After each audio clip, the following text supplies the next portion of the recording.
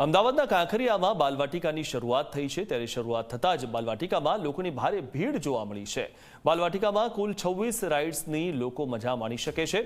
પ્રતિ વ્યક્તિ દીઠ 26 રાઇડની મુલાકાત લે તો તેમને 2450 રૂપિયા ચૂકવવાના રહેશે। સૌથી વધુ 450 રૂપિયા ટિકિટ સ્નો પાર્કની છે। આ બાલવાટિકામાં એક સાથે 1000 થી 1200 લોકો પ્રવેશ લઈ શકે છે અને આ બાલવાટિકામાં સિક્યુરિટીની પણ વ્યવસ્થા કરવામાં આવી છે। રાઇડ્સ પ્રમાણે સિક્યુરિટીની વ્યવસ્થા કરવામાં આવી છે। ત્યારે વાત કરીએ તો ડાયનોસોર પાર્કના 100 રૂપિયા, ઇલ્યુઝન પાર્કના 150 રૂપિયા, વેક્સ મ્યુઝિયમના 130 રૂપિયા તો એડવેન્ચર પાર્કના 80 રૂપિયા છે તેમજ ભૂલ ભલૈયાના 60 રૂપિયા છે। આ ઉપરાંત ફ્લાઇંગ થિયેટરના 200 રૂપિયા છે તેમજ બટરફ્લાય પાર્કના 100 રૂપિયા છે તેમજ મિરર મેઇઝના 80 રૂપિયા છે તેમજ ગ્લાસ ટાવરના 170 રૂપિયા છે। લાંબા સમયથી જે લોકો પણ બાલવાટિકાની રાહ જોઈ રહ્યા હતા એમની માટે રાહતના સમાચાર છે અને સૌ કોઈ હવે કાંકરિયા આવીને બાલવાટિકાનો આનંદ લઈ શકે છે।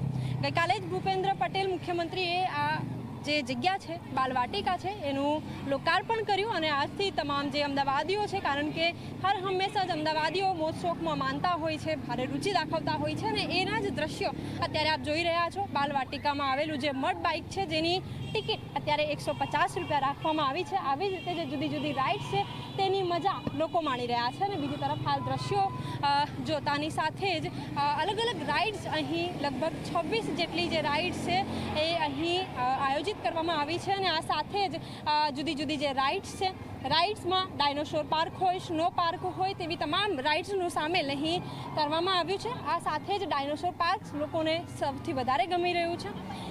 આ વ્યક્તિ દીઠ જો ભાવની ટિકિટની વાત કરીએ તો જો 26 રાઇડ્સની વિઝિટ લેવી હોય, માણવી હોય તો એનો ચાર્જિસ જુદા જુદા રાઇડ્સનો જુદો જુદો છે। જો કે ટોટલ જે ચાર્જ છે એ 2400 રૂપિયાની આસપાસ છે, પરંતુ ફેમિલી સહિત અહીં આવવા માટે ખૂબ સારી એવી વ્યવસ્થાનું આયોજન અમદાવાદ મહાનગરપાલિકાએ કાંકરિયામાં કર્યું છે।